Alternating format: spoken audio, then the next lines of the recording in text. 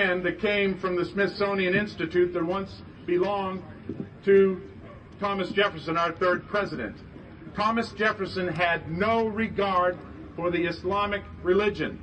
He had no regard for Muhammad. I may be risking my life to say this, but I'd rather die in truth than live in falsehood.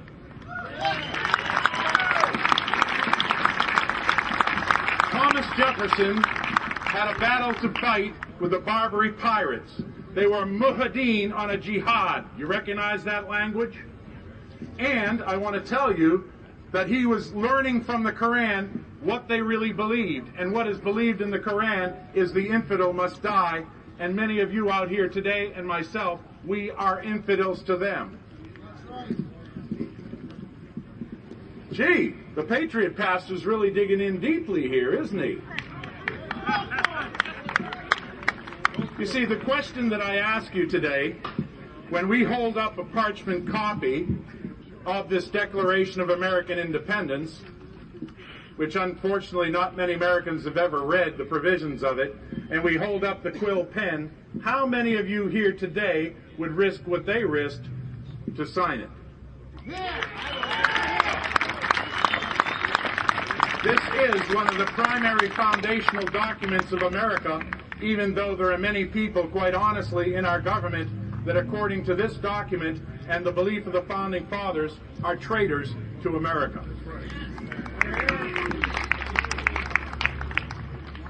One of the things that's there, and I'm sure you're familiar with it, we've said it before, it's been said here today, needs to be said again, and they are endowed by their Creator, the God of the Bible, with certain unalienable rights, that among these are life, liberty, and the pursuit of happiness, that to secure these rights, government are instituted among men. This is what the Founding Fathers believed. Governments are instituted among men to secure these rights, not privileges.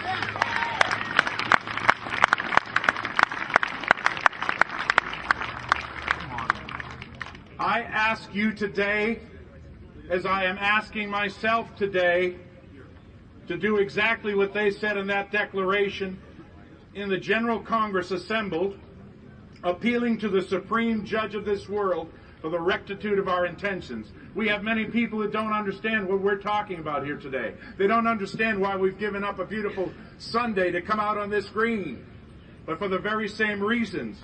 And we apply to the Supreme Judge of the world for the rectitude of our intentions and for the support of this declaration, the declaration that we're making even today with a firm reliance on the protection of divine providence. We mutually pledge to each other, what?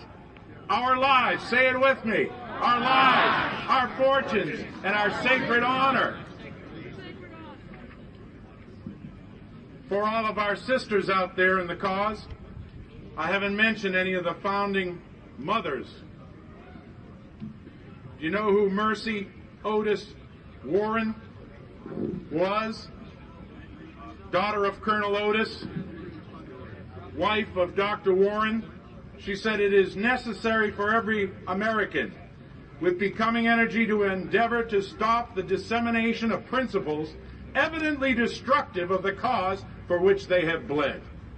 It must be the combined virtue of the rulers and the people to do this, and to rescue and save their civil and religious rights from the outstretched arm of tyranny, which may appear under any mode and form of government." I want to tell you, as an American, nobody loves this country more than I do. And if you think so, come and arm wrestle me after my speech.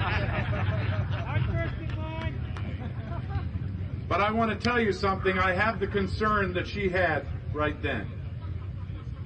You see, government big enough to supply everything you need is big enough to take away everything you have. The course of history shows that. As governments grow, liberty decreases.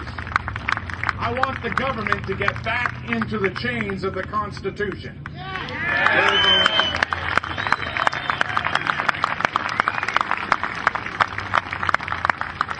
I have not given up believing in a constitutional republic as the best form of government ever on the history of this planet.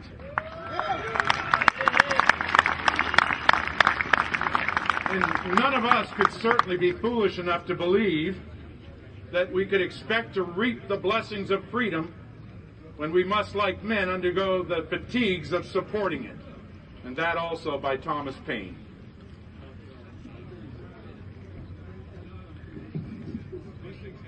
Someone has stolen my country, and I want her back now.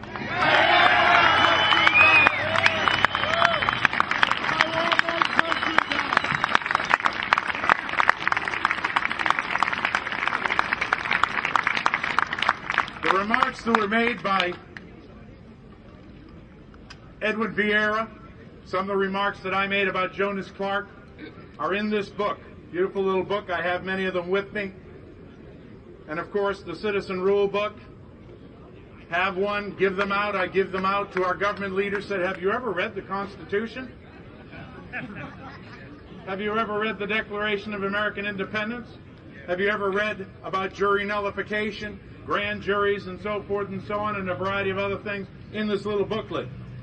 So I encourage you to distribute these things.